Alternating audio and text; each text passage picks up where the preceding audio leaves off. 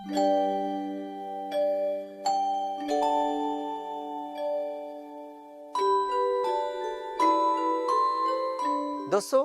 क्या आप जानते हैं कि आपने कब और कहां पहली बार योग के बारे में सुना था? चलिए, मैं आपको बताता हूं।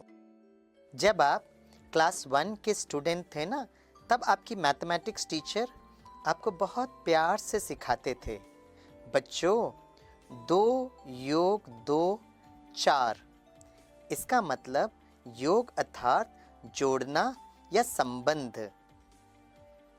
माँ ने अपने बच्चों से पूछा, माय डियर स्वीट चिल्ड्रन, बताइए पृथ्वी और चंद्रमा के बीच क्या संबंध है? तो बच्चों ने जवाब दिया कि मम्मा, वो आपस में तो भाई बहन हैं। तो मम्मा ने मुस्कुराकर पूछा, वो कैसे? तो बच्चों ने कहा, पृथ्वी को हम धरती माँ कहते हैं और चांद को चंदा मामा, तो आपस में भाई बहन हो गए ना। तो माँ ने पूछा, अच्छा बताइए सूर्य और सितारों के बीच में क्या संबंध है? तो बच्चों ने थोड़ा सोच के कहा, मम्मा, वो तो हमारे लिए आउट ऑफ सिलेबस है।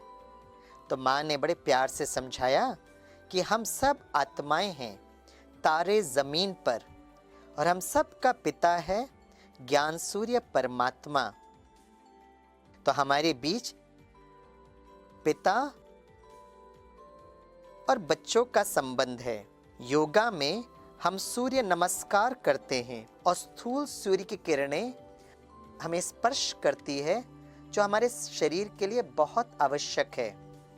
उसी तरह राजयोग में हम परमात्मा ज्ञान सूर्य की किरणें ग्रहण करते हैं, जो हमारी आत्मा को ज्ञान, गुण और शक्तियों से भरपूर करती है। तो दोस्तों, आपने जाना योग अर्थात संबंध। तन और मन के बीच में भी संबंध बहुत बहुत इम्पॉर्टेंट है। जैसे कंप्यूटर में हार्डवेयर होता है और सॉफ्टवेयर होता है, तो हमारा शरीर जो है वो हार्डवेयर है और हमारा मन जो है वो सॉफ्टवेयर है। योगा जो हम करते हैं, शारीरिक व्यायाम करते हैं, वो हमारे हार्डवेयर अथवा शरीर के लिए ज़रूरत है। लेकिन राजयोग मेडिटेशन ये मन के स्वास्थ्य के लिए बहुत बहुत इम्पॉर्टेंट है। तो राजयोग मेडिटेशन में हम अपने मन को शांत, शीतल, स्थिर और रिलैक्स्ड कैसे करते हैं, ये विधि हम धीरे धीरे सीखते हैं। जस्ट महसूस करिए, अगर आपको एयरपोर्ट जाना है और आप बीच में ट्रैफिक में फंस गए हो, तो क्या होगा? अचानक श्वास ऊपर नीचे होगा। वो इसलिए हो रहा है क्योंकि हमारे मन में संकल्प बहुत चल रहे हैं, क्या होगा, कैसे होगा, कब होगा, पता नहीं मैं पहुंच पाऊंगा कि नहीं। तो जो व्यक्ति राजयोग का अभ्यास करता है, वो उस परिस्थिति में भी अपने मन को शांत, शीतल, बहुत आराम से कर सकता है। अब हम ये देखेंगे कि राजयोग और योगा के बीच में समांतर क्या है, और उसके आधार और विधि को हम समझने की कोशिश करेंगे।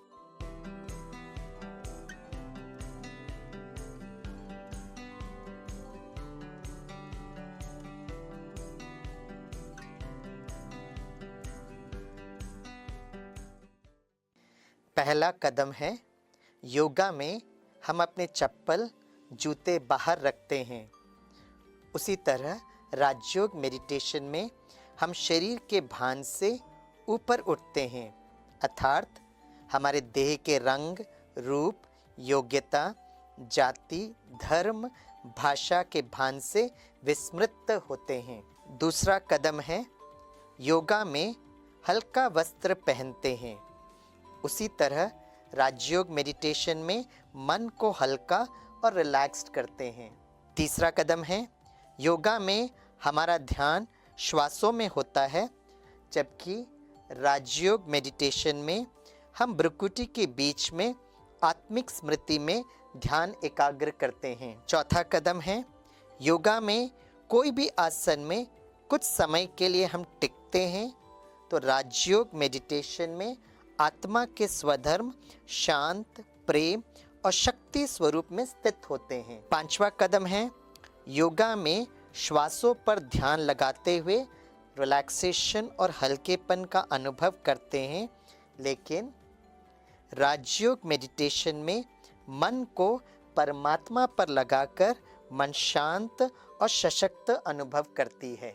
तो दोस्तों, शरीर के लिए व्यायाम या योगासन करना बहुत बहुत ज़रूरी है, जिससे हमारा शरीर तंदुरुस्त रहता है, स्वस्थ रहता है। लेकिन जो तनाव जो होता है ना, वो हमारे मन में होता है, और इसके लिए मन का व्यायाम, राजयोग को सीखना और अपने जीवन में अपनाना बहुत ज़्यादा महत्वपूर्ण और ज़रूरी है। मेरा अपना पर्सनल व्यक्तिगत अनुभव ये है कि कुछ साल पहले मुझे विश्व के सबसे ऊंचाई की युद्ध भूमि, जिसको सियाचिन ग्लेशियर्स कहते हैं, सियाचिन बैटल स्कूल में इंडियन आर्मी से मिलने का एक बड़ा सौभाग्य प्राप्त हुआ। वो जो ऊंचाई है वो करीब 28,000 फुट के आसपास है, और जिसका जो टेम्परेचर है it is from -53 to -83 degree centigrade, sub zero temperature. अब आप सोचने की बात है, उस विश्व के सबसे ऊंचाई के युद्ध भूमि में जहाँ सबसे ज़्यादा तनाव होता है, वहाँ पर हम किसी भी प्रकार का शारीरिक व्यायाम या योगासन नहीं कर सकते हैं। और उस जगह पर जो हम कर सकते हैं वो है मन का व्यायाम, और वो राजयोग मेडिटेशन है। तो मैं चाहता हूँ कि आप सभी दोस्त जो हैं ये राजयोग मेडिटेशन को सीखें और अपने जीवन में उसको अपनाएं।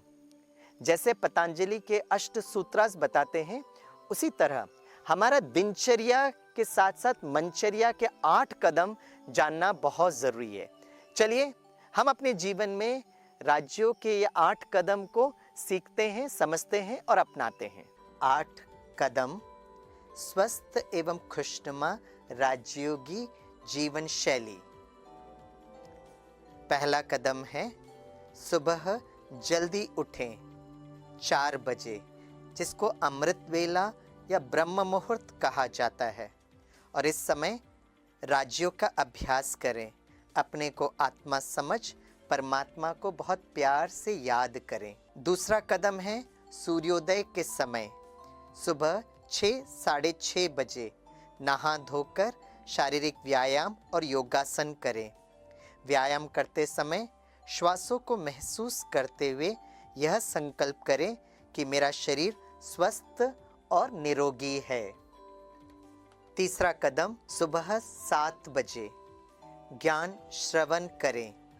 हर दिन परमात्मा के महावाक्य सुने, जिसको हम मुरली कहते हैं।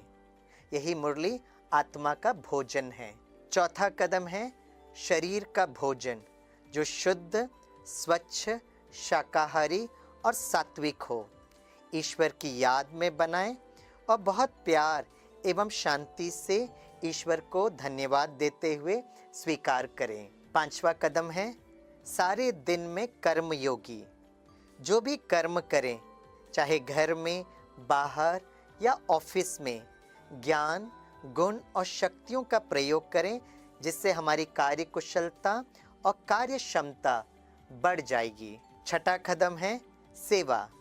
मनसा वाचा कर्मणा सबके प्रति शुभ भावना रखें और हमारा व्यवहार सुखदायी रखते हुए हमारे जीवन की सकारात्मक ऊर्जा प्रकृति के 5 तत्वों को भी स्वच्छ और शुद्ध बनाने में मदद देगी। 7वां कदम है नुमा शाम योग। शाम 6:30 बजे सूर्यास्त के समय, जहां हम फरिश्ते स्वरूप का अनुभव करें, मन से सारे विश्व को शांति और प्रेम का दान दें। 8वां कदम है रात्रि 10 बजे अपने सारे दिन के कर्मों के अकाउंट को चेक करें और कहाँ मुझे चेंज होना है इसको नोट करें। फिर ईश्वर को दिल से धन्यवाद देते हुए ईश्वर की याद में सो जाएं। दोस्तों, स्वस्थ का अर्थ होता है स्व के अस्तित्व में टिकना। Healthy means heal thyself। इसलिए जब हम एक स्वस्थ राजयोगी जीवन शैली को अपनाते हैं तो तन तो दुरुस्त होता ही है, लेकिन हमारा जो मन है वो बहुत सुंदर, सुमन, खुशबूदार फूल जैसे बनता है, जिसके द्वारा हमारा कार्य कुशलता, कार्य क्षमता के साथ साथ हमारे सर्व के साथ, चाहे परिवार हो चाहे समाज में, सर्व के साथ हमारा संबंध बहुत मधुर और ब्यूटीफुल होने लगता है। हमारा जीवन स्वर्गमय जैसे बनने लगता है और हम प्रकृति के साथ एक बहुत सुंदर तालमेल के साथ जीने लगते हैं।